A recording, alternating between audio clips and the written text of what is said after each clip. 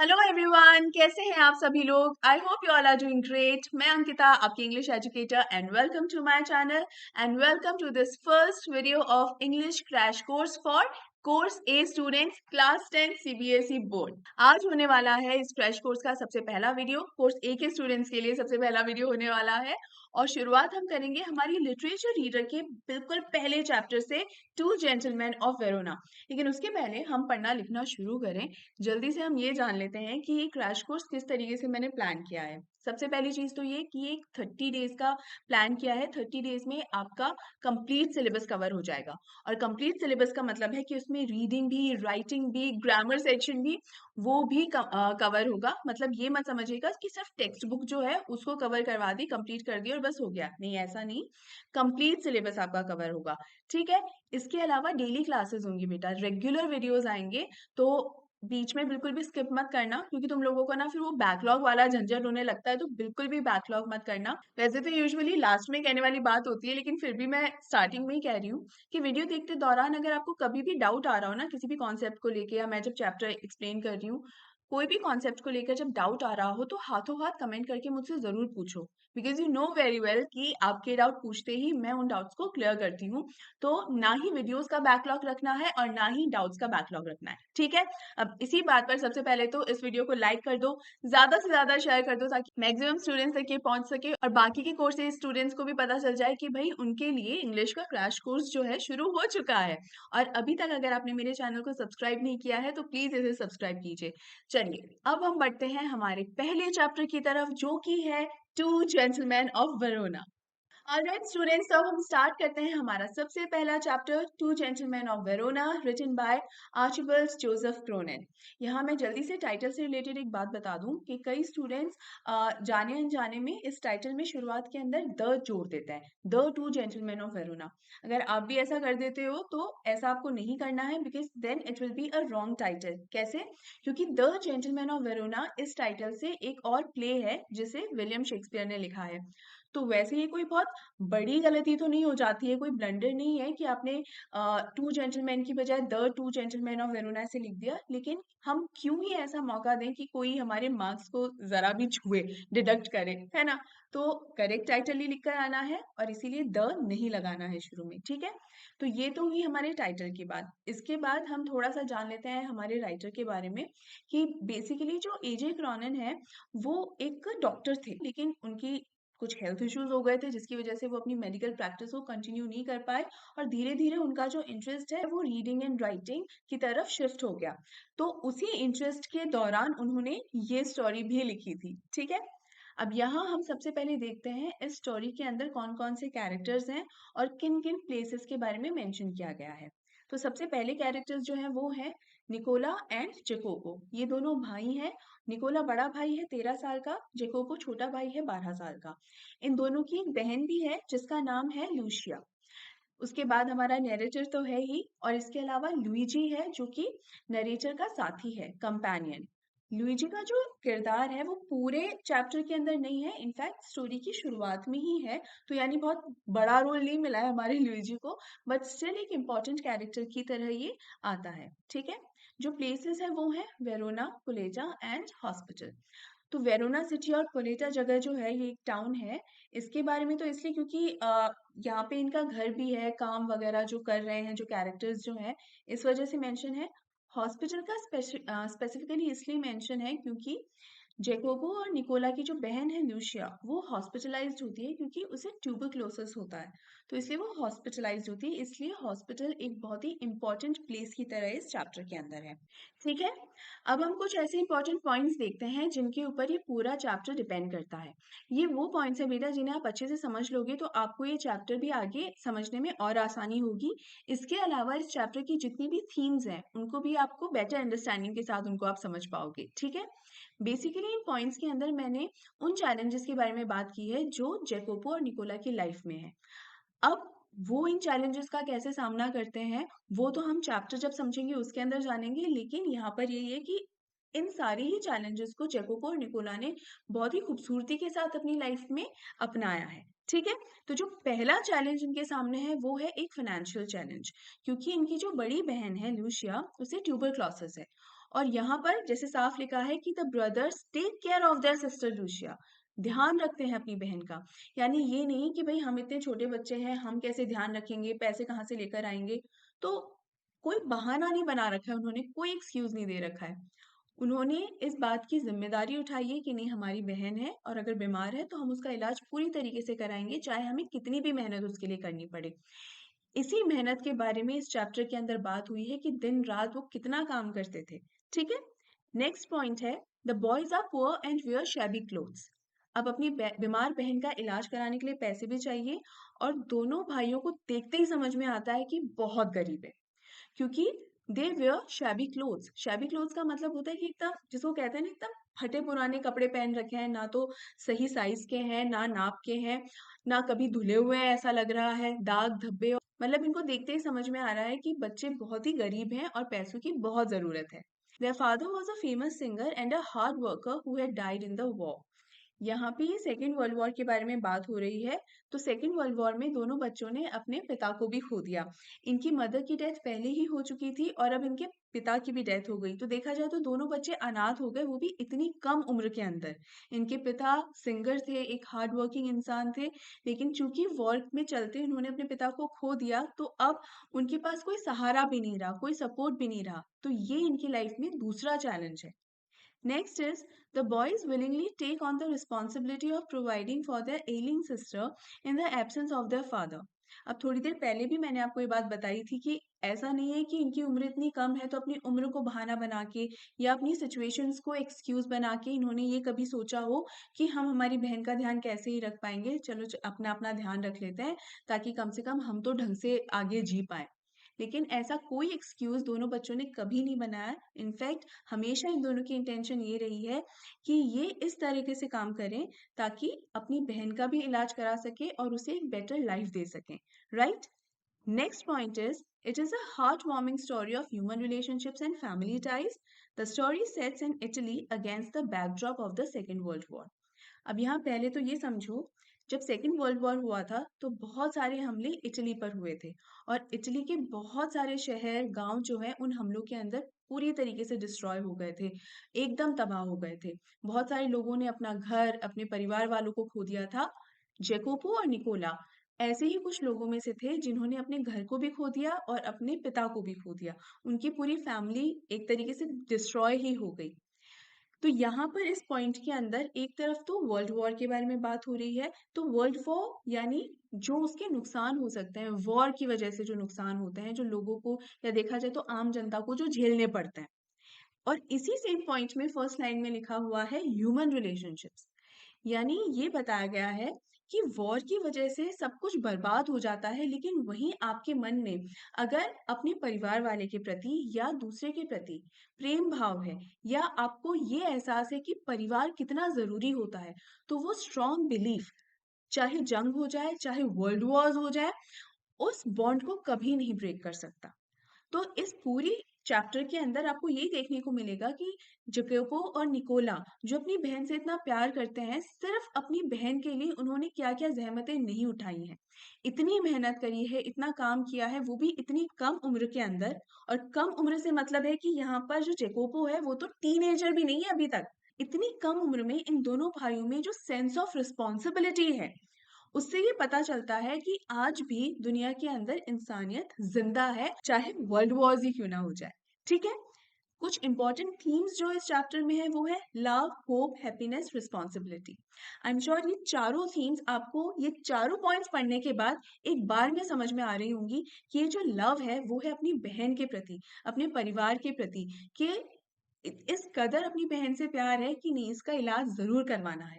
Sense of responsibility भी ये दिखाता है कि ऐसा नहीं कि हम छोटे बच्चे हैं तो क्या ध्यान नहीं रखेंगे, नहीं। हमारी मम्मी नहीं है, पापा नहीं है, तो हमारी बहन की फैमिली सिर्फ हम ही तो है, तो हम ही तो बचे जो इसका ध्यान रखेंगे और हम जरूर ध्यान रखेंगे। क्या ये सेंस ऑफ रिस्पॉन्सिबिलिटी नहीं है?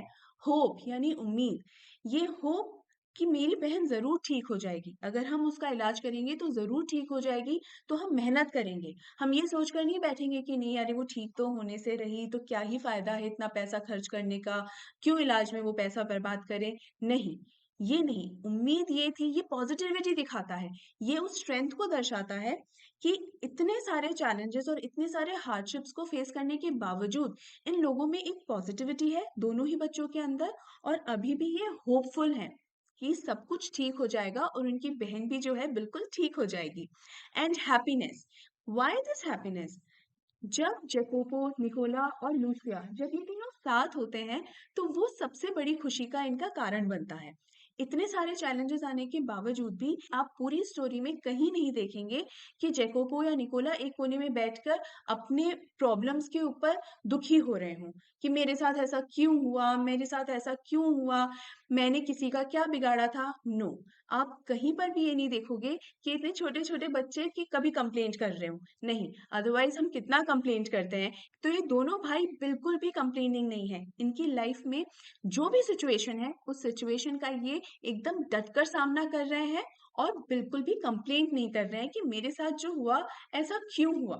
राइट, तो ये कुछ इंपॉर्टेंट पॉइंट्स है इस चैप्टर के बेटा, और ये है कुछ इंपॉर्टेंट थीम्स। अब आपको इन दोनों के बारे में पता है, अब आगे इस चैप्टर को समझना आपके लिए एकदम बाएं हाथ का खेल हो जाएगा। ठीक है। Narrator's first meeting with the boys. अब नरेटर पहली बार जेकोपो और निकोला से कब मिला था? जब अपने कंपेनियन लुइजी के साथ वो वेरोना शहर में एंटर कर रहा था।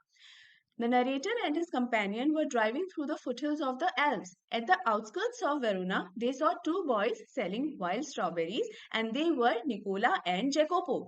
तो ये आउटस्कर्ट्स क्या होता है? शहर का जो बाहरी हिस्सा होता है ना, उसे ही आउटस्कर्ट्स कहते हैं। तो वहां पर ये दोनों भाई ना वाइल्ड स्ट्रॉबेरीज बेच रहे थे। और जब नरेटर अपने कंपेनियन के साथ, जो लुइजी है उसके साथ जब एंटर कर रहा था, तो उस समय देखा कि अच्छा दो बच्चे हैं और वो स्ट्रॉबेरीज बेच रहे हैं। ठीक है। The boys were dressed shabbily in old clothes. They were dark skinned and thin, with tangled hair and dark eyes, which had a serious expression. इस पॉइंट के अंदर हमने बात की है जैकोबो और निकोला के अपीयरेंस की। ये अपीयरेंस जानना इसलिए ज़रूरी है ताकि हम लोगों को ये समझ में आए कि उनकी लाइफ में कितनी हार्डशिप्स है, कितने स्ट्रगल्स हैं। जैसे यहाँ पर दिखा है ड्रेस्ड शैबिली, यानी उनके पास इतने पैसे भी नहीं है कि वो एक साफ सुथरे कपड़े पहन सकें। जो कपड़े उन्होंने पहने हुए हैं वो एकदम फटे पुराने से हैं, उनकी साइज के भी नहीं है, और ऐसा लग रहा है कि एकदम मैले हैं, कभी धुले भी नहीं। उनकी डार्क स्किन दिखाती है कि वो कितना मेहनत करते होंगे दिन में, दोपहरी में। And thin, they are so weak, they are so thin कि शायद उनको खाने को भी प्रॉपरली नहीं मिलता होगा। एंड टेंगल्ड हेयर दर्शाता है कि ना बाल बने हुए हैं ना कुछ, मतलब उनकी हालत ऐसी हो रखी है कि वाकई में इन्हें पैसों की बहुत जरूरत है। And dark eyes which had a serious expression, इसका मतलब ये है जो छोटे बच्चे होते हैं ना उनके चेहरे पे अलग ही एक रौनक होती है, एक मासूमियत होती है। लेकिन ये दोनों बच्चे जेकोपो एंड निकोला, इतनी कम उम्र में इन्होंने इतना कुछ झेल लिया है, इतना कुछ एक्सपीरियंस कर लिया है। इनफैक्ट इतने सारे चैलेंजेस को ये अभी भी फेस कर रहे हैं कि इनके अंदर एक सीरियसनेस आ गई है, और वो सीरियसनेस सीधा इनकी आंखों से भी झलकती है। The hardships and poor state of these boys, कि कितने चैलेंजेस हैं इनकी लाइफ में, और उन चैलेंजेस का सामना करते करते इनका अपने ऊपर कोई ध्यान नहीं है, इनका सिर्फ एक ही फोकस है, और वो ये है कि इन्हें काम करना है, मेहनत करनी है, पैसे कमाने हैं ताकि अपनी बहन का इलाज करा सके। ठीक है। यहाँ एक और किस्सा होता है जब पहली बार नरेटर से मुलाकात होती है दोनों बच्चों की, और वो ये कि लुइजी इन बच्चों की ये अपीयरेंस देखकर उनसे फ्रूट्स खरीदने के लिए मना करता है कि अरे छोड़ो छोड़ो, आगे शहर तो आ ही गया है, आगे चल के अपन बढ़िया फ्रूट्स खरीद लेंगे, इन बच्चों के पास क्या ही फ्रूट्स होंगे। तो यहाँ पर वो मना कर देता है उनसे वो फ्रूट्स खरीदने से कि खुद बच्चे जो है ऐसा लग रहा है जैसे नहाए हुए भी नहीं है, तो इनके पास जो फ्रूट्स होंगे ना वो भी शायद अच्छे नहीं होंगे, इसलिए मना कर देता है। लेकिन बाद में लुइजी को और नरेटर को दोनों को ही एक अजीब सा अट्रैक्शन फील होता है इन दोनों बच्चों की तरफ। तो इसलिए वो फ्रूट्स खरीदते भी हैं, इनफैक्ट सबसे बड़ी फ्रूट बास्केट जो होती है ना वो खरीदते हैं बाद में। ठीक है। अब इसके बाद शहर पहुंच जाते हैं। फिर क्या होता है? Narrator gets to know the boys. जब नरेटर शहर पहुंचता है तब उन्हें इन बच्चों के बारे में और भी बातें पता चलती हैं। वो क्या बातें हैं? They meet the boys the next morning. They were polishing shoes in the public square. Interacting with them, the writer comes to know that they do various tasks. The boys told they also worked as tourist guides. अब क्या होता है, जब ल्यूजी और narrator शहर पहुंचते हैं तो अगले दिन उनके होटल के सामने वो क्या देखते हैं? उनके होटल के सामने जो स्क्वायर होता है यानी चौक, वहां पर दोनों बच्चे बैठकर शू पॉलिश कर रहे हैं। अब इन्हें देखकर हमारा नरेटर कंफ्यूज हो जाता है कि मुझे तो लगा था कि ये बच्चे फ्रूट्स बेचते हैं, यहाँ पर ये आज शू पॉलिश कर रहे हैं, तो इनका एक्चुअल में काम क्या है? ये जानने के लिए ये दोनों बच्चों के पास जाते हैं और उनसे बात करके उन्हें पता चलता है कि ये बच्चे सिर्फ फ्रूट्स बेचने का काम नहीं करते, इनफैक्ट और भी बहुत सारे ऐसे काम हैं जो वो करते हैं। इन बहुत सारे कामों में से फ्रूट्स बेचने का काम भी है, शू पॉलिश का काम भी है और टूर गाइड का काम भी है। अब यहाँ पर जब ये अपने बारे में टूर गाइड के बारे में बता रहे होते हैं कि सर हम टूर गाइड का काम भी करते हैं, तो जैकोबो और निकोला की आंखों में इतना एक होप होता है, वो इतनी उम्मीद भरी नजरों से नरेटर को देख रहे होते हैं कि काश ये भी हमें अपना गाइड बना ले, तो हम इसे वेरोना शहर जो है वो घुमा देंगे और हम भी कुछ पैसे कमा सकेंगे। नरेटर इस बात को समझ भी जाता है और इसीलिए जैकोबो और निकोला को अपना टूर गाइड हायर कर लेता है और कुछ जगह घुमाने भी लेकर जाते हैं वो, जैसे जूलियट्स टू, ये एक जगह है जहाँ पर घुमाने के लिए लेकर गए थे बच्चे हमारे नरेटर को। नरेटर ने हाँ इसलिए भी कहा था क्योंकि वो बहुत क्यूरियस किस्म का इंसान है।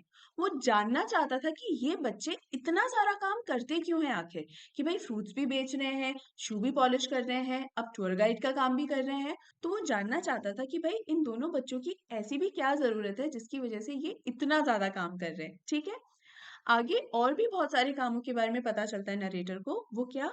They were also found selling newspapers by the writer one stormy night. They were waiting for the last bus from Padua so that they could sell the newspapers. अब एक दिन हमारा नरेटर देखता है कि इतनी ठंडी रात में आधी रात को ये दोनों बच्चे जो हैं न्यूज़पेपर बेचने के लिए बस स्टैंड पर बैठे हुए हैं कि जो आखिरी बस आएगी पाजुआ से उसके पैसेंजर्स को हमें बचे हुए न्यूज़पेपर्स बेच देंगे। यहाँ पर इन बच्चों का काम के प्रति लगाव और डेडिकेशन देखकर हमारा नरेटर बहुत इम्प्रेस होता है कि दिन भर ये लोग काम करते रहते हैं, सारा सारा दिन ये लोग दौड़ भाग करते रहते हैं और आधी रात को उसमें भी ये बच्चे आराम से नहीं बैठे हैं। इनफैक्ट इसमें भी ये 2 पैसे की कमाई हो जाने का मौका ढूँढ रहे हैं कि अगर हम ये थोड़े से ही न्यूज़पेपर्स बचे हुए हैं, उनको बेचकर भी अगर थोड़े से पैसे कमा सकेंगे, तो हम कमाएँगे। ये देखकर यहाँ पर हमारा नरेटर इमोशनल भी होता है और बहुत इम्प्रेस भी होता है दोनों बच्चों से। The narrator was surprised at how hard the boys worked and questioned Nicola about it the next morning. He looked ashamed and tongue-tied. अब नरेटर हमारा बहुत ही क्यूरियस किस्म का इंसान है और इसीलिए जानना चाहता है कि भाई ऐसी भी क्या जरूरत है इन दोनों बच्चों को पैसे की कि ये दिन रात काम करते रहते हैं। और इसीलिए उसने निकोला से एक दिन पूछ ही लिया कि भाई इतना काम करते क्यों हो, इतने पैसों की जरूरत क्यों है। अब यहाँ पर हो भी सकता था कि निकोला बता दे कि भई मेरी जो बहन है वो बीमार है, उसके लिए पैसों की ज़रूरत है, लेकिन उसने नहीं बताया। वो एकदम चुप हो गया क्योंकि दोनों ही बच्चों के अंदर सेल्फ एस्टीम है, सेल्फ रिस्पेक्ट है कि हम जो कुछ भी करेंगे अपनी मेहनत से करेंगे। हमें किसी की दया नहीं चाहिए, हमें किसी की सिम्पैथी नहीं चाहिए। हम खुद मेहनत कर रहे हैं और अपनी बहन का ध्यान रखेंगे। तो ये बात उसने, जबकि उसके पास मौका था निकोला के पास, लेकिन उसने बिल्कुल नहीं बताया नरेटर को। The narrator presumed the boys worked so hard and spent frugally as they were saving up to emigrate to America, but Nicola expressed they had plans. यहाँ पर जब निकोला कुछ बोला नहीं, चुप ही था, तो अपने आप से ही नरेटर ने सोच लिया कि मेरे को ऐसा लग रहा है कि इतने पैसे इसलिए कमा रहे हैं कि शायद ये दोनों को अमेरिका जाना है, तो पैसे बचाते हैं और खाने पीने पे, क्योंकि वो बहुत खर्च नहीं करते थे, ब्रेड और फिक्स खाते थे हमेशा, तो शायद इसीलिए ये लोग पैसे बचा रहे हैं कि इनको अमेरिका जाना है, अपने आप से ही सोच लिया। लेकिन यहाँ पर नरेटर की बात को काटते हुए निकोला ने ये बोला कि सर वी हैड प्लान्स। अब स्टोरी के अंदर तो अभी तक हमें पता नहीं चलता है कि वो कौन से प्लान्स हैं निकोला एंड जैकोबो के जिसकी वजह से वो इतनी मेहनत कर रहे हैं और इतना पैसा बचा रहे हैं। बट हियर वी नो कि उन्हें इतना पैसा इसलिए चाहिए ताकि वो अपनी बहन का इलाज करा सके, राइट?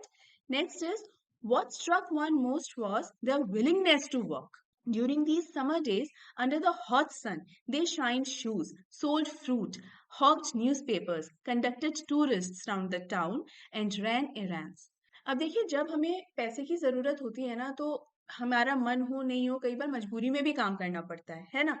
लेकिन जैकोबो और निकोला इन दोनों की जो सबसे ख़ास बात है वो ये है कि जब ये काम कर रहे हैं तो ऐसा नहीं लगता कि किसी मजबूरी में काम कर रहे हैं।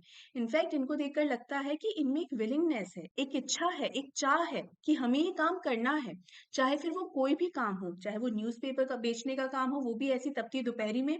ये गर्मियों के दिनों में तपती दोपहरी में न्यूज़पेपर बेचना, फ्रूट्स बेचना, जूते पॉलिश करना, टूर गाइड बनना, ये सारे काम वो कर रहे हैं। इसके अलावा एंड रैन इरेंट्स, रैन इरेंट्स का मतलब ये होता है कि भाई कभी दुकान से अगर कोई सामान चाहिए आपको, तो आपको वो सामान भी लाकर दे देना। ये सारे काम भी वो करते हैं। मतलब उनके अंदर काम करने की जो एक लगन है और जो उनकी एक विलिंगनेस है काम को करने की, वो सबसे ज्यादा इम्प्रेस करती है हमारे नरेटर को। और ये सारे पॉइंट्स क्या दर्शाते हैं? Hard work and dedication of the boys, कि वो अपने काम के प्रति पूरी तरीके से डेडिकेटेड है, फोकस्ड है कि उन्हें काम करना है। और जो भी वो पैसे कमाते हैं उस पैसे को खाने पीने में या कपड़े लत्तों के अंदर बिल्कुल भी वेस्ट नहीं करते। और ये चीज हम पहले ही देख चुके हैं, since they are so thin and they dressed shabbily. तो हमें समझ में आता है कि इतना काम करने के बाद भी जो कुछ भी वो कमाते हैं वो अपने कपड़ों पर या खाने पीने पे खर्च नहीं करते हैं। राइट? आगे बढ़ते हैं। Narrator learns the truth. अब यहाँ तक तो ये तो पता चल गया कि they are very hard working, they are very dedicated, they are willing to work, दिन रात काम करते हैं, ये सब तो समझ में आ गया। लेकिन क्यों है ऐसा, ये तो क्वेश्चन मार्क था ही ना हमारे नरेटर के दिमाग में। इस क्वेश्चन मार्क को आंसर अब मिलेगा। The narrator offered help before he left for the United States on the following Monday. Nicola declined the offer, but Jacopo readily took him up on it and asked if they could go to Poleta, 30 kilometers from Verona, in the narrator's car. अब यहाँ पर narrator को ये तो पता चल ही गया था कि बच्चे मेहनती हैं और इनको पैसों की ज़रूरत है, इसीलिए इतना काम कर रहे हैं। तो ये अपनी तरफ से एक हेल्प ऑफर करता है कि अगर मैं तुम्हारे लिए कुछ भी कर सकूं तो ज़रूर बताना। अब यहाँ निकोला तो क्योंकि बड़ा भाई है तो उसके अंदर ये जो सेंस ऑफ रिस्पॉन्सिबिलिटी है वो ज़्यादा है। लेकिन जेकोबो जो है वो थोड़ा सा चंचल किस्म का है। तो जैसे ही देखा उसने कि नरेटर उन्हें कोई हेल्प दे रहा है, हाथों हाथ उसने बोलता है कि यस सर, हम हर संडे को जो है पुलेटा गांव जाते हैं, तो आप अपनी गाड़ी में हमें पुलेटा गांव ले जा सकते हैं, जो कि यहाँ से 30 किलोमीटर दूर है। अब यहाँ पर ये बात सुनकर हमारे निकोला का दिमाग थोड़ा खराब जरूर हुआ था कि अरे क्यों हेल्प मांग रहे हो तुम किसी स्ट्रेंजर से, कोई जरूरत नहीं है। लेकिन अब नरेटर के सामने जकपो से क्या ही कहता निकोला, इसलिए चुप ही रह गया। और नरेटर भी बहुत ही खुशी खुशी एग्री हो गया कि भाई कोई प्रॉब्लम नहीं है, मैं तुम्हें संडे को पुलेजा गांव ले जाऊंगा, no problem at all. When the car came to a halt, the two boys jumped out and telling the narrator they would be back in an hour. They entered a large red-roofed villa. Sunday के दिन narrator को ये लोग पुलेटा ले गए और वहां पर एक रेड रूफ्ड विला के सामने ले जाकर गाड़ी को रुकवा दिया और कहा कि सर हम घंटे भर में वापस आ जाएंगे। ठीक है, ये कहकर वो लोग विला के अंदर चले गए। अब यहाँ हमारा नरेटर क्या है, क्यूरियस किस्म का इंसान है। वो ये सोच रहा है कि यार ये किसका विला है, ये यहाँ पर क्या करने के लिए आए हैं, अंदर क्यों गए हैं। तो ये सब वो 1 घंटे तक तो वेट नहीं कर सकता, गाड़ी में बैठे नहीं रह सकता। तो क्या हुआ, आउट ऑफ हिज क्यूरियोसिटी वो उनका पीछा करता है। Eagerness led the narrator to follow the boys up to a place which was actually a hospital. ये रेड रूफ्ड विला कोई विला नहीं, असल में एक हॉस्पिटल है। On peeping through a room led by a nurse, he realized that the boys were talking to a girl who resembled them. अब जैसे ही वो इस हॉस्पिटल में एंटर किया, सबसे पहले उसे एक नर्स मिली। नर्स को बताया उसने जेकोपो और निकोला के बारे में कि भाई 2 बच्चे आए थे। नर्स हाथों हाथ पहचान गई कि अच्छा किन बच्चों के बारे में बात कर रहे हैं। तो दोनों बच्चे अपनी बहन से मिलने के लिए गए थे, इसीलिए नरेटर को भी जो नर्स है वो लूशिया के रूम तक लेकर जाती है। और वहां पर हमारा नरेटर देखता है कि बेड के ऊपर एक लड़की बैठी हुई है जिसकी शक्ल जेकोपो और निकोला से बहुत मिलती है। तो यहाँ अंदाजा लगा लेता है हमारा नरेटर कि जरूर हो ना हो इन दोनों की बहन ही है। He did not feel like interrupting and thus asked the nurse the details about the boys. अब देखो फैमिली साथ में बैठी हुई है, तो हमारे नरेटर को थोड़ा ठीक नहीं लगता कि वो इस फैमिली के बीच में जाके उन्हें डिस्टर्ब करे। ऐसा इंटरप्शन वो करना नहीं चाहता था। तो नर्स से पूछता है कि भाई ये लड़की कौन है और ये दोनों बच्चे इसे देखने के लिए यहाँ क्यों आते हैं। तो नर्स क्या बताती है कि their father, a famous singer, died in the war. Nurse जो है नरेटर को इन तीनों बच्चों के फादर के बारे में बताती है कि सेकेंड वर्ल्ड वॉर के दौरान इन बच्चों ने अपने पिता को खो दिया, जो कि एक बहुत ही मेहनती सिंगर थे। A bomb had destroyed their home, और उसी बम्बार्डिंग के अंदर इन बच्चों ने अपना घर भी खो दिया। They had a cultured life, but due to the war, they were left alone on road. एक अच्छा परिवार था इनका, अच्छी फैमिली थी, अच्छी लाइफ थी आगे, लेकिन उस वॉर की वजह से इनका घर, इनका परिवार सब तहस नहस हो गया और ये बच्चे सड़क पर आ गए। Lucia was a good singer, but now she is suffering from tuberculosis, and the boys are working hard day and night for the treatment of their sister. Narrator को पता चलता है कि अपने पापा की तरह लूशिया भी बहुत ही अच्छी सिंगर है, लेकिन उसे ट्यूबरक्लोसिस है और उसकी इसी बीमारी का इलाज करने के लिए पैसे चाहिए, और वही पैसा कमाने के लिए जेकोपो और निकोला दिन रात मेहनत करते हैं। जो भी काम उनके सामने आता है वो उस काम को अच्छे से करते हैं ताकि पैसे कमा सकें। लेकिन ऐसी सिचुएशन होने के बावजूद भी इन दोनों बच्चों ने कोई भी गलत रास्ता नहीं अपनाया, कोई भी ऐसा रास्ता नहीं अपनाया कि चोरी करने लग जाएं या लूट मार करने लग जाएं, नहीं, कोई भी गलत रास्ता नहीं अपनाया, सिर्फ मेहनत का अच्छा, सही और सच्चा रास्ता ही अपनाया। The narrator went back outside and waited until the boys came out. Then he drove them back to the city. He did not let them realize that he knew their secret, though he was very impressed by their devotion. अब जब हमारे narrator को सब कुछ पता चला तो यहाँ नरेटर चुपचाप वापस आकर गाड़ी में बैठ गया और यही सोच रहा था कि ये बच्चे कितने ज्यादा डिवोटेड है अपने काम को लेकर, अपनी रिस्पॉन्सिबिलिटीज को लेकर। बच्चे भी जब वापस आए तो नरेटर ने इन बच्चों को पता भी नहीं चलने दिया कि भाई मैं अब तुम्हारे सारे सीक्रेट्स जानता हूँ, मैं वो सारी बातें जानता हूँ कि क्यों तुम इतनी मेहनत कर रहे हो और क्यों तुम्हें पैसों की जरूरत है।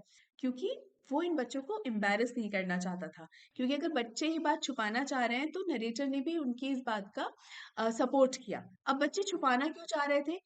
क्योंकि उनके अंदर, जैसे मैंने बताया, कि बहुत सेल्फ एस्टीम है और वो ये नहीं चाहते थे कि नरेटर उनके बारे में ये सोचे कि मेरी अच्छाई का फायदा उठा रहे हैं ये बच्चे, कहीं ये ना सोच ले नरेटर उनको लेकर। तो इसीलिए कभी भी वो किसी के भी सामने अपना कोई दुखड़ा नहीं रोते थे, कभी भी कंप्लेन नहीं करते थे, कभी नहीं बताते थे कि उनकी लाइफ में क्या प्रॉब्लम्स चल रही हैं। अब अगर आप ध्यान से देखो तो यहाँ पर एक बहुत ही स्ट्रॉन्ग कॉन्ट्रास्ट आपके सामने आता है कि जहाँ वॉर्स होती हैं तो वॉर्स क्या है, सिर्फ तबाही का ही एक सिंबल है, हर तरफ नफरत फैलाती है।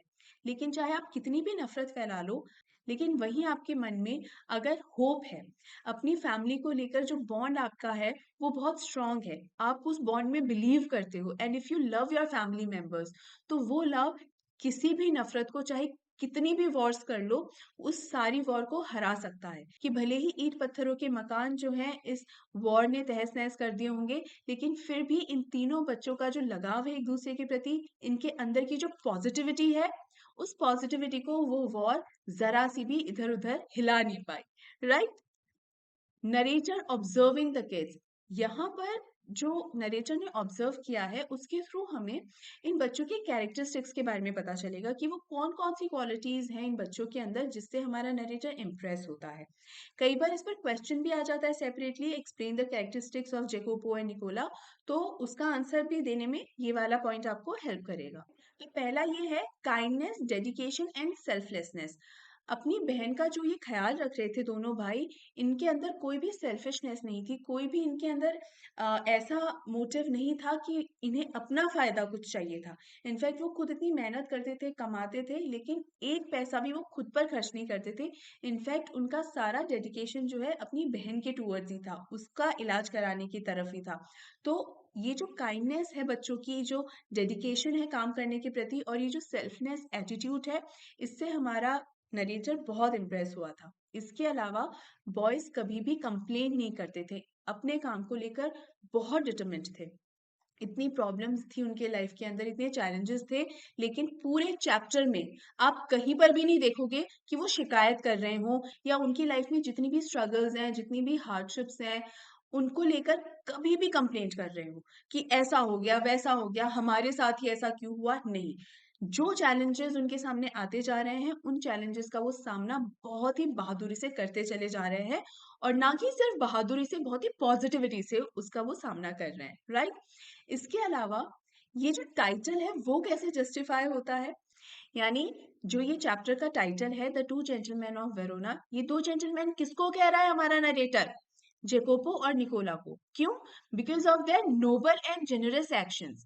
उनकी जो क्वालिटीज हैं, उनकी जो खूबियां हैं, वो खूबियां उन्हें असली जेंटलमैन बनाती हैं, ना कि वेल्थ या जो जमीन जायदाद होती है या जो सोशल स्टेटस होता है उसकी वजह से कोई इंसान जेंटलमैन बनने लायक हो जाता है। नहीं, आपका जो एटीट्यूड होता है, आपका जो जेनरस बिहेवियर होता है, काइंडनेस होती है, वो आपको एक असली जेंटलमैन बनाती है।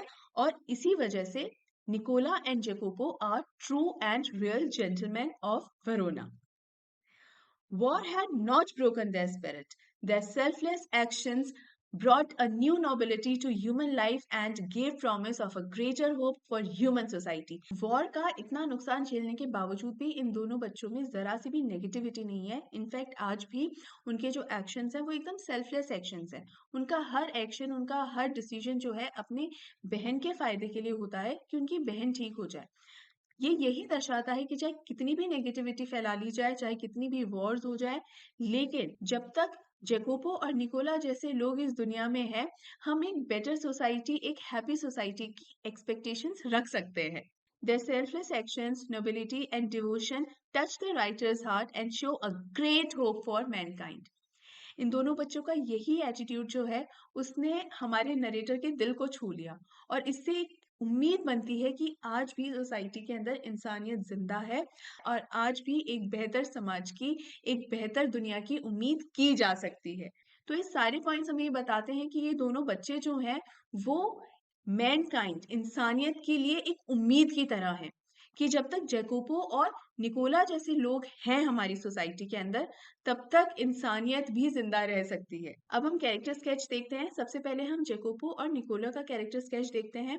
एक कॉमन फैक्टर जो उनमें है वो है they both are hard working and dedicated. इनमें जरा सा भी आलस नहीं है, जो काम इन्हें करना है वो करना ही है और दिन रात मेहनत करते हैं। They are very hard working and they are very dedicated towards the work, हमेशा फोकस्ड रहते हैं। इसके अलावा जेकोपो जो है वो बहुत ही energetic, lively and full of enthusiasm, यानी वो बहुत ही थोड़ा सा चंचल किस्म का है। जेकोपो वही है जिसने नरेटर के हेल्प ऑफर करते ही कह दिया था, ठीक है ठीक है ठीक है, आप हमें पोलेटा गांव लेकर चलोगे, यहाँ से सिर्फ 30 किलोमीटर की दूरी पर है, और अपनी कार में लेके चलोगे क्या? तो यहाँ पर जेकोपो में अभी भी बचपना है, आखिरकार छोटा भाई है ना। वही निकोला, ऑल्दो 1 साल ही बड़ा है जेकोपो से, लेकिन फिर भी उसके अंदर एक सेंस ऑफ रिस्पॉन्सिबिलिटी ज्यादा है, क्योंकि वो सीरियस, रिस्पॉन्सिबल एंड प्रोटेक्टिव किस्म का है। क्योंकि उसे ये पता है कि जो मेरी बड़ी बहन है उसकी तबीयत अभी ठीक नहीं है, पेरेंट्स है नहीं, और जो जेकोपो है वो मेरा छोटा भाई है, तो मुझे ही उसका ध्यान रखना है। इसलिए निकोला के अंदर एक सीरियसनेस ज्यादा है। ठीक है। जेकोपो को सनबर्न्ड फेस एंड ब्राइट आईज, इन दोनों टर्म्स से डिस्क्राइब किया गया है चैप्टर के अंदर। सनबर्न्ड फेस का मतलब ये होता है कि तपती दोपहरी में काम कर करके चेहरा एकदम झुलस गया है, लाल हो गया है। और ब्राइट आईज, ये इसके एंथुसियाज्म को और एनर्जेटिक एटीट्यूड जो इसका है, थोड़ा चंचल किस्म का जो ये है, वो दर्शाता है। तो इसीलिए इसको किस टर्म से डिस्क्राइब किया गया है? सनबर्न्ड फेस एंड ब्राइट आईज। जेकोपो के लिए ये टर्म याद भी कर लेना कि अगर आपको एग्जाम में समझाना हो तो ये टर्म्स यूज कर कर आप उसे समझाएं। ठीक है। वही निकोला के लिए क्या कैरेक्टरिस्टिक्स हैं? He is a tall and strong boy with a काम एंड कंपोज डिमिनर, मतलब ये हमेशा अपने आप को कंपोज रखता है, बहुत ही ज्यादा जल्दी उछल कूद मचाने नहीं लग जाता, रिलैक्स्ड मोड में रहता है हमेशा। ठीक है। तो ये है जेकोपो और निकोला का कैरेक्टर स्केच। अब हम हमारे नरेटर का कैरेक्टर स्केच देखते हैं। सबसे पहला, that he is a very observant person, यानी वो इंसान जो चीजें बहुत नोटिस करता है। और सबसे ज्यादा जो चीजें नोटिस की है हमारे नरेटर ने, वो जेकोपो और निकोला को लेकर ही करी है। वो बहुत नोटिस करता था कि भाई बहुत काम करते हैं ये, पैसे भी कमाते हैं, लेकिन वो पैसा खुद पर खर्च नहीं करते। कैसे पता चलता है? उनकी अपीयरेंस को देखकर, उनके कपड़ों को देखकर, उनका जो खाना पीना है, क्योंकि इतने दुबले पतले थे, बहुत ज्यादा खाते नहीं थे। इनफैक्ट यहाँ पर नरेटर ने ये तक ध्यान दिया था कि ये जो बच्चे हैं वो सिर्फ ब्रेड और फिग्स ही खाते हैं रोज। तो मेहनत इतनी कर रहे हैं, काम इतना कर रहे हैं, कमा भी रहे हैं, तो खर्च क्यों नहीं कर रहे? तो ये सारी चीजें बहुत ज्यादा नोटिस करी हमारे नरेटर ने, ऑब्जर्व करी। इसके अलावा वो बहुत क्यूरियस भी था नरेटर। जब ये सारी चीजें ऑब्जर्व करी तो क्यूरियस था, इनक्विजिटिव था कि क्यों क्यों है ऐसा, क्यों इतना मेहनत कर रहे हैं, क्यों इतना कमा रहे हैं, और अगर कमा रहे हैं तो खर्च क्यों नहीं कर रहे हैं, ऐसा क्या है। So he wanted to know this, क्यों क्यों क्यों क्यों, ऐसा क्यों। तो वो बहुत ज्यादा क्यूरियस था। आप इसे इनक्विजिटिव भी कह सकते हो। इनक्विजिटिव का मतलब होता है बहुत ज्यादा जिज्ञासु होना, जिसके अंदर जानने की इच्छा बहुत ज्यादा होती है, राइट। इसके अलावा he was a compassionate and thoughtful person. Compassionate का मतलब होता है कंसिडरेट होना, या दूसरे की भावनाओं की समझ होना, अंडरस्टैंड करना उसे। यहाँ पर हमारा जो नरेटर है उसने जेकोबो और निकोला इन दोनों के बारे में जानना चाहा, ये समझना चाहा कि भाई इनकी लाइफ में ऐसा क्या स्ट्रगल है, या ऐसी कौन सी बात है जिसकी वजह से इन्हें इतनी ज्यादा मेहनत करनी पड़ रही है। और जब उसने जाना तो वो बहुत कंसिडरेट था कि रियलिटी को उसने दोनों बच्चों के सामने नहीं आने दिया कि भाई मैं तुम्हारे सारे सीक्रेट्स जानता हूँ। So that's how he is very thoughtful. बहुत ही ध्यान से उसने ये सोचा कि भाई अगर बच्चे मुझे नहीं बताना चाह रहे हैं तो मैं भी ये बात उन पर जाहिर नहीं करूंगा कि हाँ भाई मुझे सब कुछ पता है, वरना हो सकता है ये दोनों बच्चे बहुत ही एम्बेरस्ड फील करें, राइट। तो ये सारी क्वालिटीज हैं हमारे नरेटर की, ठीक है। अब हम देखते हैं themes and their justifications. Chapter की थीम का पता होना बहुत ज्यादा जरूरी है, और इस चैप्टर की थीम से रिलेटेड क्वेश्चंस आते भी हैं, इसीलिए पूरा चैप्टर जो है मैंने शुरुआत से ही आपको थीम के बेसिस पर ही समझाया है, ठीक है। तो ये सारी जो थीम्स हैं, ऑल्दो हमने पहले ही पूरा समझ लिया है कि लव किसके प्रति है, unconditional love for their sister, hope that they will pay medical bills and hopeful about their sister's recovery। उन्हें ये पूरी उम्मीद है बच्चों को कि हम बिल्कुल मेडिकल जो खर्चा हो रहा है हम उस खर्चे को भी बेयर कर लेंगे और एक दिन हमारी बहन बिल्कुल ठीक हो जाएगी। Happiness, facing every challenge of life without any complaint, यानी कोई शिकायत नहीं करते, लाइफ में जो प्रॉब्लम्स आ रही है उन प्रॉब्लम्स को बहुत ही स्ट्रांगली फेस कर रहे हैं, कंप्लेंट नहीं कर रहे हैं किसी से भी। And finally responsibility, both the kids have great sense of responsibility looking after their sister despite being so young।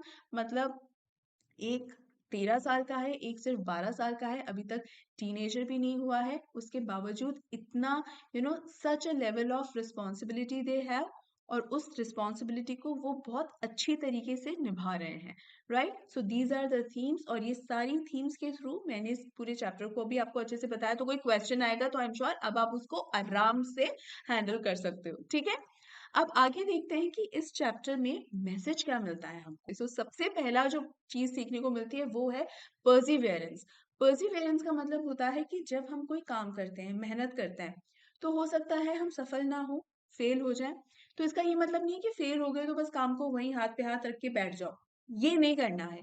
लगातार मेहनत करते रहनी है। एक बार फेल हो गए, 2 बार फेल हो गए, 100 बार फेल हो गए, लेकिन जब आप लगातार मेहनत करते रहोगे ना, तो 101 टाइम जब आएगा ना तब आप सक्सेसफुल भी होगे। This is what Perseverance is all about. और जेकोबो और निकोला इस बात का पूरा बढ़िया तरीके से एग्जाम्पल है हमारे सामने कि उन्होंने इतने सारे खराब एक्सपीरियंसेस अपनी लाइफ में देख लिए हैं, लेकिन उनके अंदर कोई नेगेटिविटी नहीं आई कि हाँ भाई ठीक है इतना सब कुछ हो गया हमारी लाइफ में तो अब कुछ भी करने का क्या फायदा, कल को फिर से कोई वॉर हो जाएगी तो फिर से सब कुछ तहस नहस हो जाएगा। लेकिन नहीं, उनके अंदर ऐसा कोई नेगेटिव थॉट नहीं है।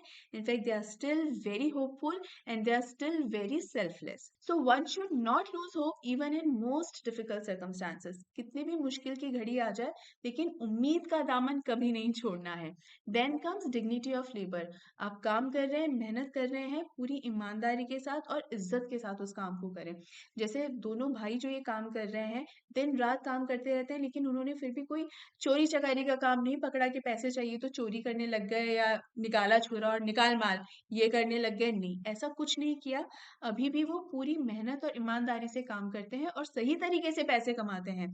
सो one should have dignity in their work and persevere even in difficult conditions. कि भाई कैसे भी सिचुएशन आ जाए आप उस सिचुएशन के अकॉर्डिंग मतलब परिस्थितियों के सामने घुटने नहीं टेकने चाहिए कि सिचुएशन ऐसी थी इसलिए हमने हार मान ली उस सिचुएशन के आगे और इसलिए हमने गलत रास्ता चुन लिया, ये नहीं करना चाहिए। और जेकोबो और निकोला हमारे सामने इसके एग्जाम्पल्स भी हैं, ठीक है। देन सेक्रीफाइस, ये हमें सेक्रीफाइस करने के बारे में भी एक मैसेज देता है कि अपनी फैमिली के लिए या आपके जिनसे भी आप प्यार करते हैं उनके लिए आपको सेक्रीफाइसेस भी देने होते हैं। So be selfless. People exist as long as they face hardships for the well-being of their loved one। जिन लोगों से हम प्यार करते हैं, जिन लोगों को हम अपना मानते हैं, उनके लिए हमें कई बार बहुत सारे सैक्रिफाइसेस भी करने पड़ते हैं और ये बिल्कुल भी गलत नहीं है और ये सेल्फलेस होने की सबसे बड़ी निशानी होती है। यहाँ जेकोपो और निकोला इतने छोटे हैं, देखा जाए तो उनका पूरा बचपन जो है कितने मेहनत में बीत रहा है। तो दूसरे बच्चे जहाँ खेलने कूदने में लगे रहते हैं, जहाँ खिलौनों के साथ खेल रहे हैं या बाकी गेम्स खेल रहे हैं अपने बाकी फ्रेंड्स के साथ, उस एज के अंदर निकोला एंड जेकोबो जो है दिन रात मेहनत कर रहे हैं।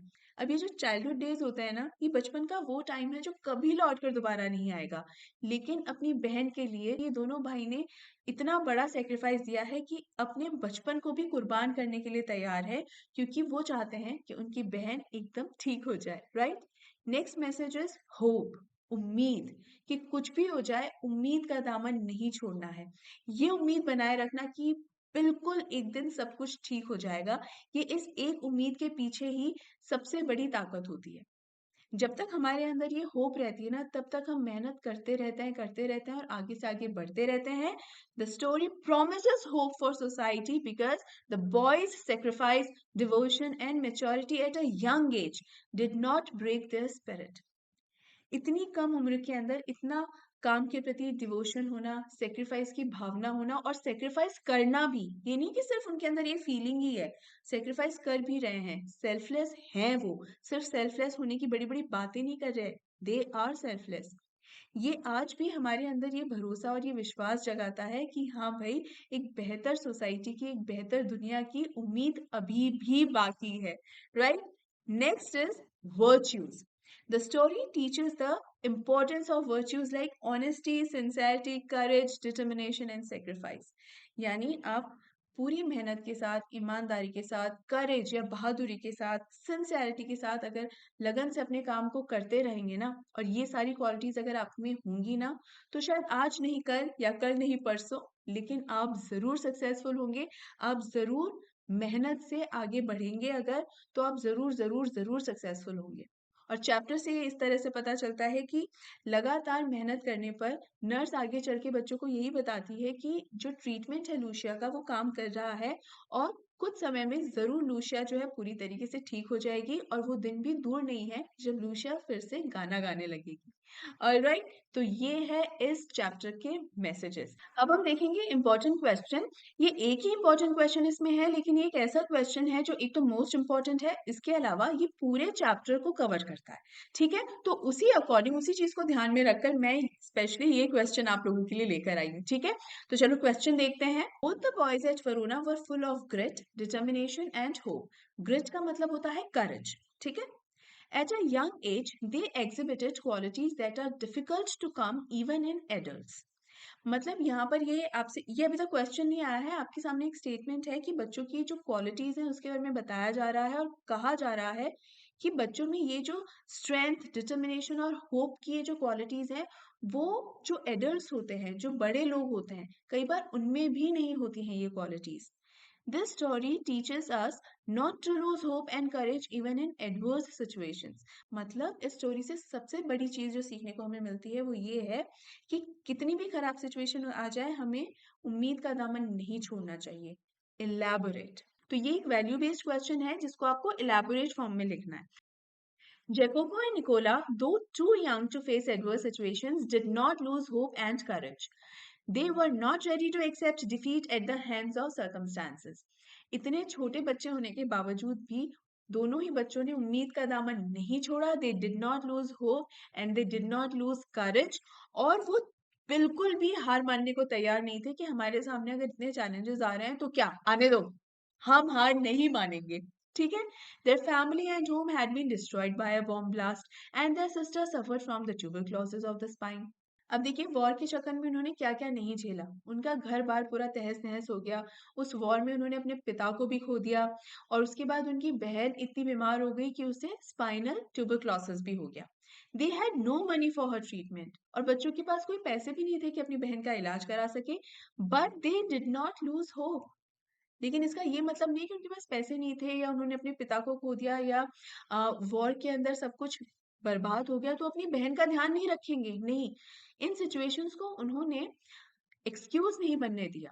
ठीक है, They got her admitted in a hospital at Kuleta and worked day and night to pay the bills of the hospital. उन्होंने अपनी बहन को हॉस्पिटल में एडमिट कराया और दिन रात मेहनत करी कि वो पैसे कमाएंगे, अपनी बहन का इलाज कराएंगे और हॉस्पिटल का बिल पे करेंगे. They sold fruits, hawked newspapers, conducted tourists around the town, polished the shoes and what not. ये सारे काम उन्होंने करे. इसी के बारे में तो हमने पढ़ा कि दिन रात वो मेहनत कर रहे थे, जो काम उनके सामने आ रहा था वो काम कर रहे थे बिना कोई गलत रास्ता चुने. They worked real hard to earn money and saved it for the treatment of their sister. इतनी मेहनत करी उन्होंने कि उन्होंने खूब पैसे कमा रहे हैं और एक एक पाई पाई जोड़ रहे हैं अपनी बहन की ट्रीटमेंट के लिए. They never spent money on themselves. खुद पर क्या उन्होंने कोई पैसे खर्च करे? बिल्कुल भी नहीं.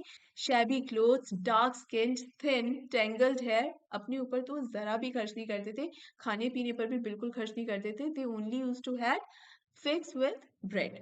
The adverse situations did not break their spirits and they remained dedicated and selfless. जो इतनी एडवर्स सिचुएशंस आ रही थी, इतनी मुश्किल हालात आ रहे थे, उनकी वजह से उनका जज्बा बिल्कुल भी कमजोर नहीं पड़ा. उनके अंदर जो एक स्ट्रेंथ थी, उनके अंदर जो करेज था, वो आज भी उतना ही स्ट्रांग है जितना पहले था और आज भी ये दोनों उतने ही सेल्फलेस हैं जितना पहले थे.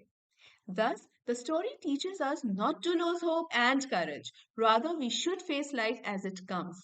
चाहे कुछ भी हो जाए, उम्मीद नहीं छोड़नी है, हार नहीं माननी है और लाइफ कितने भी चैलेंजेस आपकी तरफ फेंके, उनका पूरा स्ट्रांगली सामना करना है.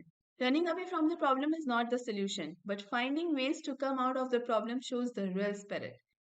यानी कोई प्रॉब्लम सामने आ जाती है तो उससे बचकर भागना कि अरे नहीं नहीं प्रॉब्लम आ रही है हमें उसे फेस नहीं करना, उसके सामने हथियार डाल देना, ये तो सबसे आसान काम है. लेकिन उससे कभी भी उस समस्या का समाधान नहीं निकलेगा, सोल्यूशन नहीं निकलेगा. सोल्यूशन अगर चाहिए तो उसके लिए हमें उस समस्या को फेस ही करना पड़ेगा, चाहे वो प्रॉब्लम कैसी भी हो. So running away from the problem is not a solution. If you really want to find a solution, face that problem, face that challenge. और यही असली जज्बा होता है और यही असली जज्बा निकोला और जैकोबो में भी था. इसीलिए आज वो इस मुकाम पर आ गए हैं कि उनकी बहन के ठीक होने के चांसेस भी बढ़ रहे हैं, उनकी बहन एक दिन ठीक भी हो जाएगी एंड डेफिनेटली उनकी लाइफ एक बेटर लाइफ होगी, एक ऐसी लाइफ होगी जो वो वाकई में डिजर्व करते हैं. ऑलराइट स्टूडेंट्स, इसी के साथ हम इस वीडियो को यहाँ पर एंड करते हैं एंड आई एम श्योर आपको ये पूरा चैप्टर अच्छी तरीके से समझ में आ गया होगा. सारे पॉसिबल पॉइंट्स इस चैप्टर से रिलेटेड मैंने आपको इस वीडियो में समझाए हैं, कवर किए हैं. फिर भी कहीं पर कैसा कोई भी डाउट है तो आप मुझे कमेंट कर सकते हैं और कमेंट करिए, डाउट नहीं रखना है आपको. आपको पता है मैं आपके डाउट्स हमेशा क्लियर करती हूँ, तो make sure you comment your doubt. ठीक है, कभी भी डाउट्स का बैकलॉग नहीं रखना है आपको. और वीडियोस को रेगुलरली देखते रहना, क्योंकि वीडियोस का बैकलॉग तो कतई नहीं होने देना है. एक बार वीडियोस का बैकलॉग होने लग जाता है ना तो फिर मामला गड़बड़ हो जाता है. ठीक है, तो वीडियोस का बैकलॉग मत होने देना, अपना ढेर सारा ध्यान रखना. इस वीडियो को लाइक कर दो, ज्यादा से ज्यादा शेयर कर दो ताकि मैक्सिमम स्टूडेंट्स तक ये पहुंच सके. और अभी तक अगर मेरे चैनल को सब्सक्राइब नहीं किया है तो इसे अभी सब्सक्राइब भी कर लो. ऑलराइट स्टूडेंट्स, हम मिलते हैं अगले वीडियो में. तब तक अपना ध्यान रखिए. Take care and good bye.